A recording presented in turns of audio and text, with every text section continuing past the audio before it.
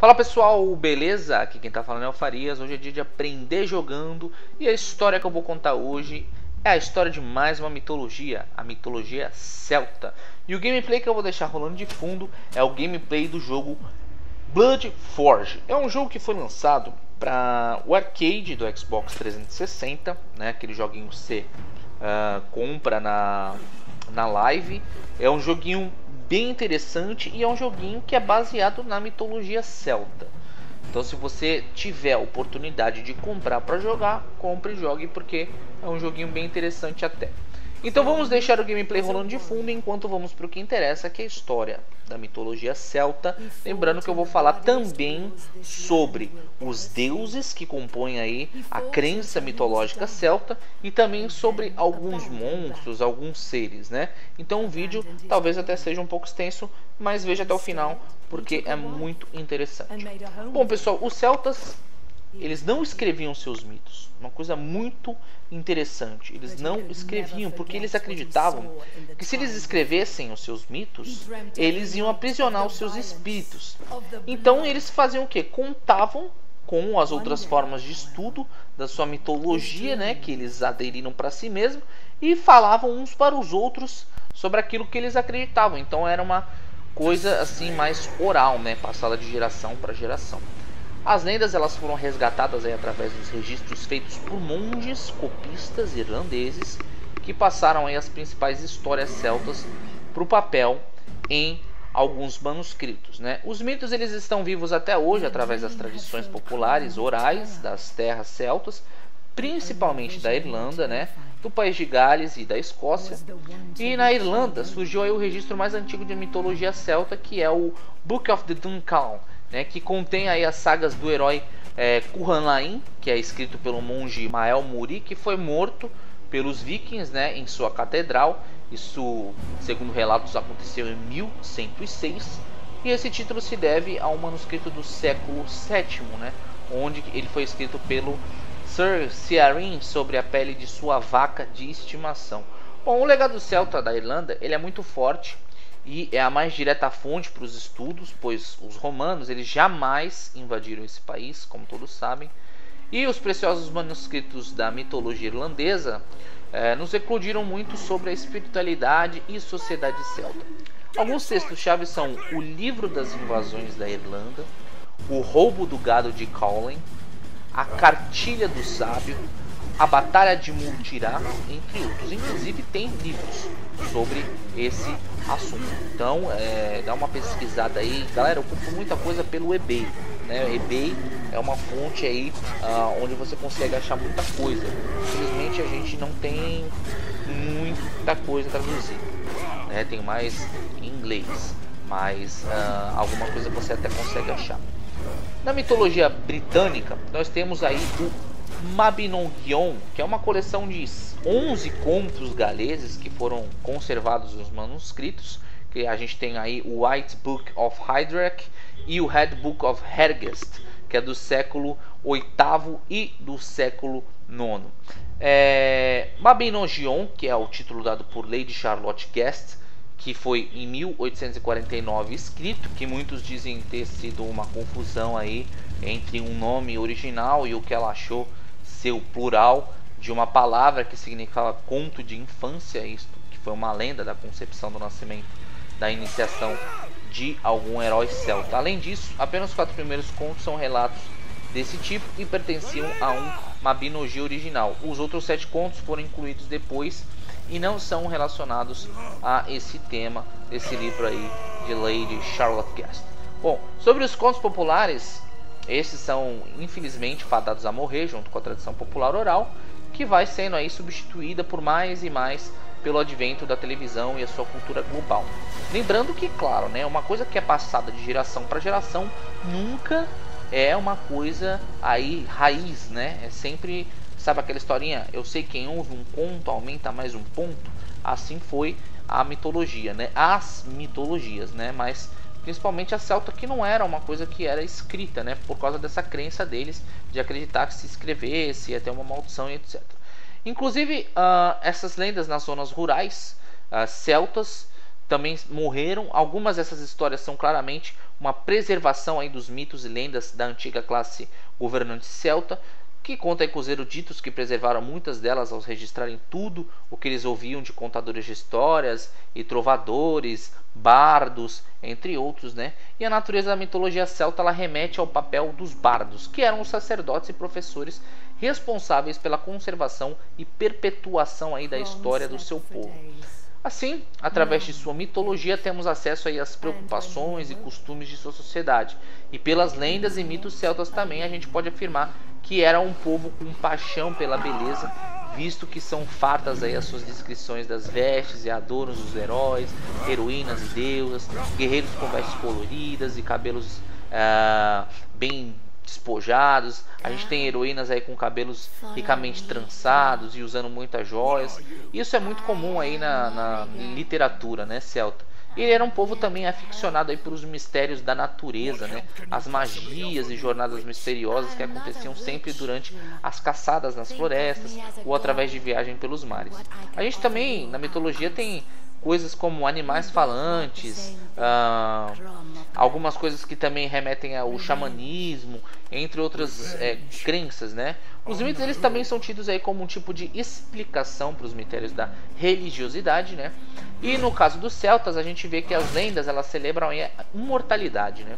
Os amores que perduram após a morte, cabeças de heróis que possuem poderes e sabedoria e outras coisas. E assim, eles encorajaram aí a força de uma sociedade guerreira, né? E a certeza da imortalidade fez dos celtas guerreiros destemidos, e as constantes visitas ao outro mundo nas lendas refletem aí aos costumes de ritos de tradição e transição aí para o outro mundo, como também a celebração da ciclicidade da natureza, que é bastante presente nessa sociedade, que se baseava aí na passagem das estações do ano, tanto na vida diária como na religião. E na verdade os celtas, eles pouco separavam aí a religião do dia a dia, né? Pelo contrário, eles faziam isso uma parte do seu dia a dia, uma coisa aí indivisível, vamos dizer assim, um do outro, tinha que andar junto. Outra característica da mitologia celta é a presença de elementos e personagens históricos em suas lendas. Para os bardos, né, a história e lenda eles eram instrumentos de mesma natureza. Eles eram usados aí para preservar a memória popular. Portanto, especula-se que um grande número de heróis e heroínas celtas eles tenham realmente existido, né, e os seus atos tenham sido tão marcantes que foram preservados aí pelos relatos e pelas canções bárdicas. Eu acredito também que muitos heróis da mitologia vieram existir de fato, né? É claro que com uns pontos a mais, né? Com algumas coisas que realmente são surreais, mas que aquela pessoa, aquele personagem realmente veio a existir e fez coisas maravilhosas aí que fez com que o seu nome perdurasse por anos. É claro que maravilhosas entre aspas, né? A gente tem muitos vilões também nessas histórias. A mitologia celta ela vivia tão entrelaçada aí ao cotidiano do povo que mesmo com a chegada do cristianismo foi impossível a sua destruição. O que ocorreu foi que o cristianismo ele acabou por incorporar os mitos, né? O Deus único cristão ele teve de dividir a adoração com inúmeros santos e alguns deles deuses pagões cristianizados. Outros antigos druidas sacrificados. O exemplo mais conhecido dessa incorporação é a história de Santa Brígida, que entre os celtas pagões era a deusa Brigitte, da tríplice chama, que era uma tuatá de Danann, que era da tribo de poderosos deuses islandeses, e até hoje ela é mantida como um acesso no santuário de Santa Brígida, e é um fogo sagrado, que é cuidado aí por freiras, né? E o culto a essa deusa em terras irlandesas era tão poderoso e forte que foi inviável abafá-lo, e ele sobrevive até os dias atuais. Bom, vamos falar agora dos deuses celtas, né? A gente tem bastante aí, mas tem alguns aí que eu não vou nem falar porque eu acredito que seja já uma coisa bem distante, assim, né? Eu vou falar dos mais conhecidos. Bom, a gente tem, para começar aí, o Sucellus. Ele é descrito como o rei dos deuses, né? Ele representa a fertilidade e ele carrega um grande martelo de cabo longo. Ele usa o seu poderoso martelo para golpear a terra, segundo a mitologia, e ele desperta aí as plantas e convoca o início da primavera, a época do plantio. A gente tem também aí o deus Taranis, que é muito adorado no mundo celta. Ele é o deus do trovão, né? O que seria aí equivalente a Thor, né, da mitologia nórdica. Ele sempre atravessa o céu em uma carruagem e os relâmpagos são as faíscas produzidas pelos cascos dos cavalos, enquanto o som do trovão é o barulho das rodas de carruagem que Tiranis usa. A gente tem os Cernunnos, que é um dos mais antigos deuses celtas. Ele tem orelhas e chifres de um cervo e é o senhor dos animais, sendo muitas vezes aí representado ao lado deles, alimentando-os. Ele tem o poder da mutuação, que pode desaparecer, né, e aparecer aí em formas de cobra, lobo, cervo e outros animais. Bom, a gente tem aí o Dea Matrona, que é uma espécie de deusa, na verdade, deusa mãe, que para os celtas é frequentemente representada como 3 mulheres carregando diferentes itens, como um peixe ou uma cesta de frutas. E o 3 é um número sagrado para os celtas. A gente tem aí Epona, que é a deusa da terra, que quase sempre aparece junto a um cavalo, né? Ela representa aí o vigor, a força do animal e a fertilidade da terra. A gente tem Belenos, que os celtas têm diversos deuses da luz e do fogo também, né? Que são batizados com a palavra Bel, que na língua celta, Bel significa brilhante. E além de Belenos, a gente tem Beletucadros e entre outros. Por exemplo, os celtas eles veem esses deuses como uma só entidade, por possuírem funções e atributos parecidos. Então Belenos pode ser confundido com alguns outros deuses, né, como Beletucadros, entre outros. Então, para eles é como se fosse o deus da luz e do fogo, mas que atende por outros nomes. A gente tem Dagda, que é aí um deus da magia e da sabedoria, né? E a gente também tem aí Lug, que além de guerreiro, ele é o deus dos raios do sol e da luz. Ele é um artesão também que cria diversas armas mágicas. A gente tem Cuchulain, que é filho de Lug. Cuchulain, ele não é um deus na verdade, mas ele é um herói guerreiro, né? Ele detona aí os inimigos com uma lança cheia de espinhos na ponta. A gente tem Morrigan, que é a deusa da guerra aí, né? E ela pode mudar de forma aí, da forma humana para a forma animal. No mito, quando ela aparece como corvo, ela anuncia aí que a morte está próxima. E se ela lavar a armadura de um guerreiro, também é sinal de que ele vai morrer. A gente tem aí Finn Mac-Cool, que é um caçador, profeta e guerreiro. E Finn, ele é um outro herói da mitologia irlandesa que também é bem conhecido aí. Um dos seus grandes feitos foi ter salvado os reis da Irlanda de um goblin, né? Como todos conhecem, todos sabem o que é um goblin, né? Temos Ainé, que também é conhecida como Snoch Ainé, que significa Monte de Ainé. É um local de culto, né? É a deusa irlandesa do amor e da fertilidade. E ela era caracterizada por ser de baixa estatura e possuir olhos claros e longos cabelos dourados. Ela também é protetora dos viajantes e ela os ajudava aí quando eles se perdiam, né? Em algumas versões ela é esposa também ou filha do deus do mar Manannan, que é o Makir. Em outra ela é descrita como sendo filha de Egobail, que também é outro deus que também é filho do deus do mar. E ela está ligada aí aos mitos dos Tuatha De Danann.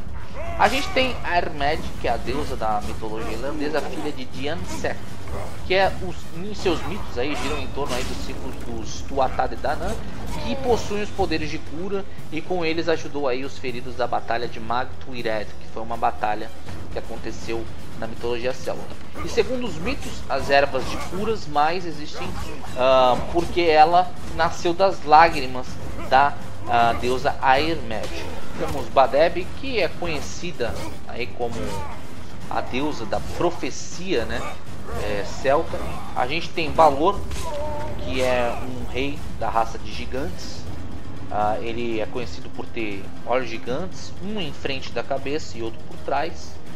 E segundo o mito, a profecia de Balor diz que ele seria morto aí por seu neto. Balor, sabendo disso, ele pegou a sua filha e trancou ela numa torre.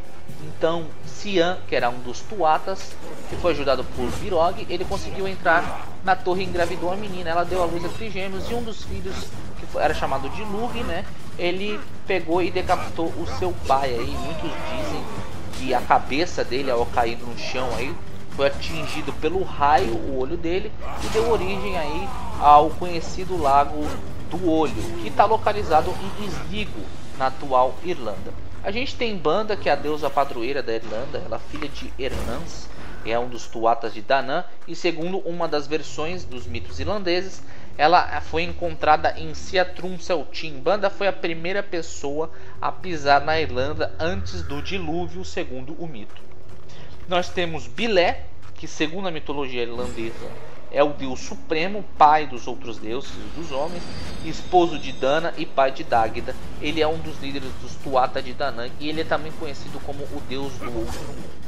A gente tem Brigitte, que também é conhecida como Brigitte ou Brigitte, que eu comentei já sobre ela aqui, né? A gente tem Boan, que é a deusa irlandesa da prosperidade e da abundância. Ela é a esposa de Eckmar. E o seu principal mito gira em torno da sua traição com Dágda, que segundo o mito da relação aí, da traição, nasceu a Engenus. E Eckman viajou aí por 9 meses, pensando estar viajando há apenas uma noite e um dia, e na verdade foi enganado por Dágda, que usou de truques para esconder o adultério de Dágda. A gente tem Bodeb, que também é conhecido como Bodeb Dorg, que era filho de Dágda e sucessor no trono das Tuatha de Danann. A gente teve aí Cailleach, que é uma bruxa divinizada na mitologia irlandesa. Na Escócia ela é conhecida como Beira e ela é a rainha do inverno. E segundo os mitos, as origens das altas montanhas e colinas têm origem aí com Cailleach. E quando ela caminhava, as pedras caíram do seu avental e formou essas montanhas. Ela tem aí um martelo também, e com esse martelo ela moldava suas construções. Ela governava os meses do inverno, que iam entre Samhain e até Beltane, que na verdade são nomes para descrever aí o primeiro dia do inverno e o último dia do inverno. Ela tinha também aí por função proteger os animais no outono e no inverno. Temos Cian, que é pai de Lugin na mitologia irlandesa. Temos Creidini, Golbinil e Lúctaine, que são deuses conhecidos como Tridedanna, que são os 3 deuses das artes, filhos de Brigid e Tuirien, que são os artifícios aí dos Tuatas. Eles forjaram as armas que eles usaram nas batalhas contra os Formorianos. A gente tem Danu, que é a mãe da Tuatha, considerada a deusa mais forte do panteão irlandês. Ela também é a mãe de Dágda. A gente tem Eliu, que é filha de Emase Tuatha, é a deusa matrona nacional da Irlanda, e o seu nome deu origem à expressão Eire, que é a personificação moderna da Irlanda atual. Bom, vou falar um pouco agora de outros também menos conhecidos, mas que são mais, vamos dizer assim, monstros, né? Criaturas aterrorizantes aí da mitologia celta. Eu vou começar aqui por Dearg Due. Sim, é uma versão irlandesa aí do Drácula, né? O nome significa sugador de sangue vermelho. Ele é um demônio feminino que seduz os homens e em seguida drena o seu sangue. A gente tem Dullahan, é outro monstro lendário. Ele tem esse nome aí por ser traduzido como Homem Negro, né, na língua celta. E muitas vezes ele é retratado aí na ficção, jogos de videogame, até ele aparece em alguns jogos aí. Ele, na verdade, ele é aí a versão do Cavaleiro Sem Cabeça, né, dos celtas. A gente tem a Banshee. Quem assistia a série Teen Wolf sabe bem o que é Banshee. Na verdade, Teen Wolf, cara, é uma série muito legal. E eu dou crédito pra série porque eles fazem as coisas certinhas. E se você for ver, o mito da Banshee lá é perfeito. Então, se você conhecer mais de Banshee mesmo, a série Teen Wolf é muito legal. Aí a menina lá que interpreta é Lydia, né? Ela é uma Banshee na história. Então eles foram bem leais aí. O Banshee é um espírito feminino que, cujo lamento dele, ao ser ouvido, ele prediz aí a morte de um dos seus habitantes. Ou seja, é uma pessoa que é mais uma profecia, né, de que alguém vai morrer quando alguém escuta. E tem várias versões da lenda do Banshee. Também dizem que é um temido fantasma que andava do lado de Dullahan em uma carruagem preta que era puxada por 6 cavalos negros.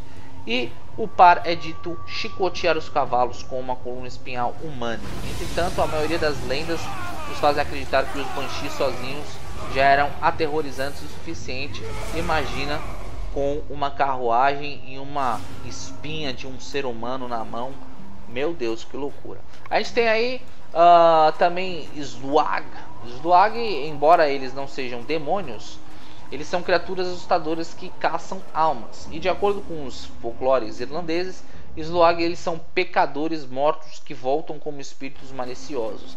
e esses espíritos vêm do oeste, voando em grupos como bandos de pássaros e tentam entrar em uma casa onde alguém está morrendo para tirar a alma da pessoa. A gente tem Carmã. Carmã é a deusa celta da magia negra. Ela é uma bruxa destrutiva, né? E com seus 3 filhos do mal, Dubli, significa escuridão em irlandês, Dotera, significa mal em irlandês, e Dain, significa violência, eles destroem qualquer coisa ou qualquer um que se oponham ao seu caminho. A gente tem Besta Ladrador, que é outra criatura celta que é muito maligna e que se assemelha aí à Quimera, né? E a besta, um monstro que ela tem a cabeça aí de cobra, né? O corpo de um leopardo, é uma coisa muito louca, né? E a parte traseira é de um leão e os cascos de um cervo. E segundo os celtas, ela seria aí o resultado da união de uma princesa com um demônio. A gente tem Kelpie, é um monstro que é pertencente aí a uma parte da mitologia celta também. É uma criatura que pode assumir várias formas, mas geralmente ela aparece aí na forma de um cavalo, né? O Kelpie, ele galopa aí em torno da Irlanda e ele parece um pônei perdido, tentando enganar as mulheres e crianças para que montem nele. E se uma mulher montar nele, ele vai correr para a água e afoga sua vítima. E em seguida ele leva ela para sua toca para comê-la. A gente tem Kaor Tanak, que é considerado por alguns como sendo a mãe do diabo. É um demônio que foi combatido por St. Patrick, né? São Patrício, que tem a famosa festa lá na Irlanda, né? E quando ele baniu as serpentes para fora da Irlanda, ele ficou bem conhecido aí. E conta-se que o santo ele estava no monte, agora que é conhecido como o Monte Croagh Patrick. Ele expulsou todas as serpentes e demônios para fora da Ilha Esmeralda, que é também como é conhecida aí o nome da ilha da Irlanda. Vale a pena falar sobre esse mito em específico, porque provavelmente você vai ouvir se você for viajar um dia para a Irlanda, e principalmente se você for para a festa de St. Patrick. Ele expulsou essas serpentes, mas conta-se que um monstro conseguiu escapar. E Cortinac, que era a cospe-fogo, o demônio deslizou abaixo de uma montanha para longe do santo, mas Patrício a viu e perseguiu ela para baixo, em cima do cavalo mais rápido da Irlanda, que foi trazido para ele. E a perseguição durou bastante tempo, e Cortinac sabia que São Patrício iria precisar da água para matar a sede, e ao longo do caminho ele cuspiu fogo enquanto fugia, envenenando aí cada poço por onde ele passou. Embora o santo ele tivesse desesperadamente sedento, né, querendo água, ele se recusou a beber dos poços envenenados e orou pedindo orientação. Aí Patrício finalmente chegou a Hawk, onde ele esperou por Cortinac, e quando o demônio se aproximou, ele pulou para fora do seu esconderijo e a baniu da Irlanda como uma única palavra. O demônio cuspidor de fogo se afogou no oceano, deixando para trás uma saliência que deu origem aí ao famoso Poço de Hawk. Isso aí são coisas que você vai escutar se você for fazer um intercâmbio na Irlanda, uma viagem, for na festa de St. Patrick ou qualquer coisa. A gente teve aí Leanan Sidhe, que também é uma musa, que é conhecida como demônio. Ela é na verdade aí outra mitologia que envolve vampiros da Irlanda. E a fada ela era uma mulher que foi dita aí da inspiração para os poetas e músicos ao preço das suas próprias vidas. Ela fazia do artista seu amante, partilhando com ele a sua inteligência, criatividade e magia, mas quando ela ia embora eles ficaram tão deprimidos que morriam. A Leanan Sidhe então levava os seus amantes mortos de volta para o seu covil, ao invés dela pegar e sugar lá o sangue deles já depois de mortos diretamente, como é a maioria dos mitos de vampiros conhecidos pelo pescoço, elas colocavam o sangue da vítima em um caldeirão, o que era aí, segundo a mitologia, a fonte da sua beleza e da sua inspiração artística. Lembra também um pouco isso aí a história da Condessa Sangrenta, com algumas diferenças, é claro. Bom, eu sei que o vídeo ficou bastante longo, mas acredito que deu para passar pelo menos uns 70% aí de toda a história da mitologia celta e resumidamente sobre os deuses, bem resumido, né? Claro que cada um tem uma história muito grande, então fica difícil falar tudo. Bom, em outros vídeos eu já expressei, né, que para mim só existe um Deus, né? Deus que para mim é o Deus criador de todo o universo, de todas as coisas, e que Jesus para mim é o único rei e salvador. Mas teve pessoas que se irritaram aí nos comentários de outros vídeos. Eu acho desnecessário isso, tendo em vista que o nosso estado é laico, o que nos permite expressar aí a nossa opção religiosa e nos permite, inclusive, transmitir a mensagem daquilo que nós acreditamos. Eu transmito aqui mensagens de várias mitologias. Tem pessoas que acreditam sim nesses deuses, e eu, ao fim do vídeo, dou a minha opinião dizendo em que eu acredito. Jamais quis ser desrespeitoso ou de alguma forma invadir a crença de alguém, né, ou ser desrespeitoso, né, ou ser uma pessoa que queira anular a sua crença. Eu falo da minha no final do vídeo, porque muitas pessoas às vezes perguntam: você acredita nessa mitologia, você acredita nesses deuses? E eu venho e dou minha opinião no fim do vídeo, normalmente. Então eu não quero que ninguém se sinta insultado de alguma forma. Inclusive a pessoa que comentou foi até um pouco radical, acredito eu, e imatura no seu comentário. Eu falar que eu estava cometendo etnocentrismo.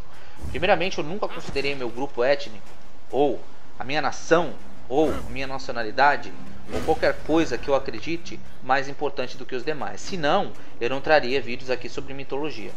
Então isso já descarta a sua teoria fútil e inútil de falar uma atrocidade dessa.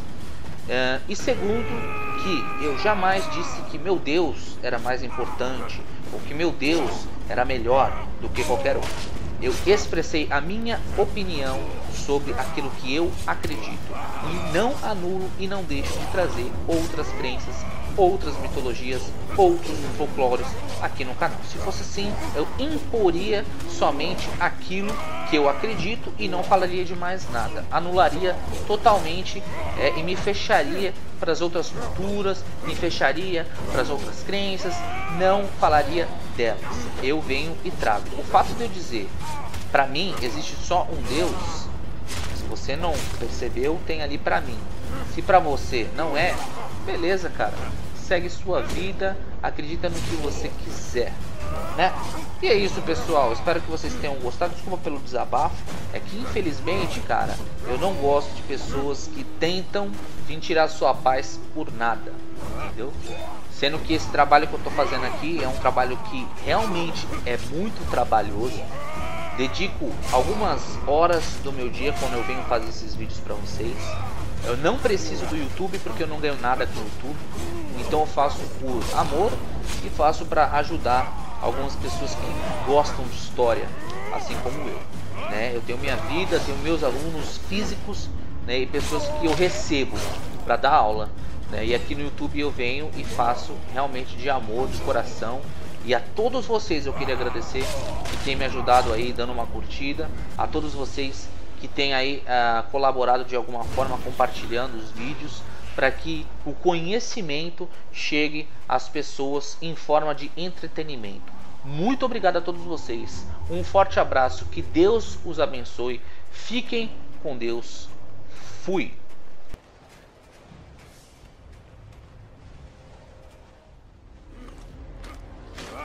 Fala pessoal, beleza? Aqui quem tá falando é o Farias. Hoje é dia de aprender jogando. E a história que eu vou contar hoje é a história de mais uma mitologia, a mitologia celta. E o gameplay que eu vou deixar rolando de fundo é o gameplay do jogo Bloodforge. É um jogo que foi lançado para o arcade do Xbox 360, né? Aquele joguinho que você compra na live. É um joguinho bem interessante e é um joguinho que é baseado na mitologia celta. Então se você tiver a oportunidade de comprar para jogar, compre e jogue, porque é um joguinho bem interessante até. Então vamos deixar o gameplay rolando de fundo enquanto vamos para o que interessa, que é a história da mitologia celta dos 6. E esse título se deve a um manuscrito do século VII, né, onde ele foi escrito pelo Sir Ciarin sobre a pele de sua vaca de estimação. Bom, o legado celta da Irlanda ele é muito forte e é a mais direta fonte para os estudos, pois os romanos eles jamais invadiram esse país, como todos sabem.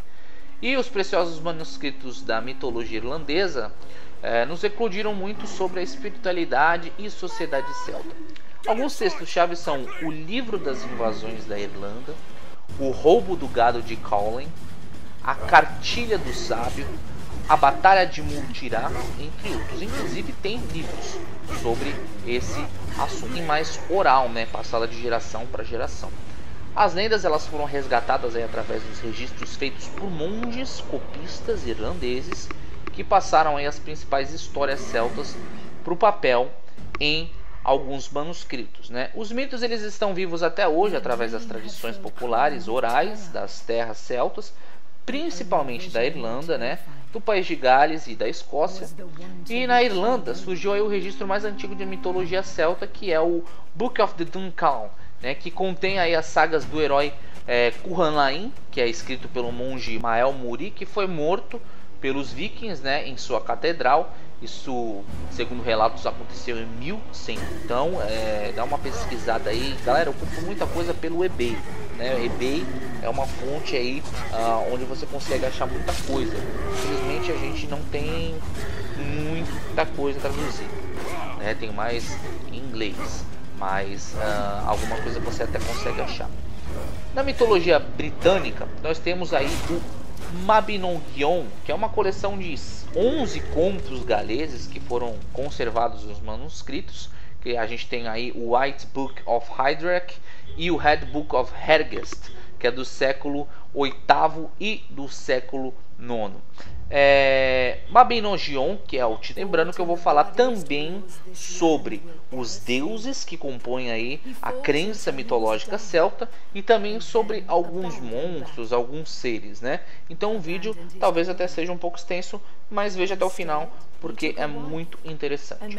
Bom, pessoal, os celtas eles não escreviam seus mitos. Uma coisa muito interessante. Eles não escreviam porque eles acreditavam que se eles escrevessem os seus mitos, eles iam aprisionar os seus espíritos. Então eles faziam o quê? Contavam com as outras formas de estudo da sua mitologia, né, que eles aderiram para si mesmos, e falavam uns para os outros sobre aquilo que eles acreditavam. Então era uma coisa assim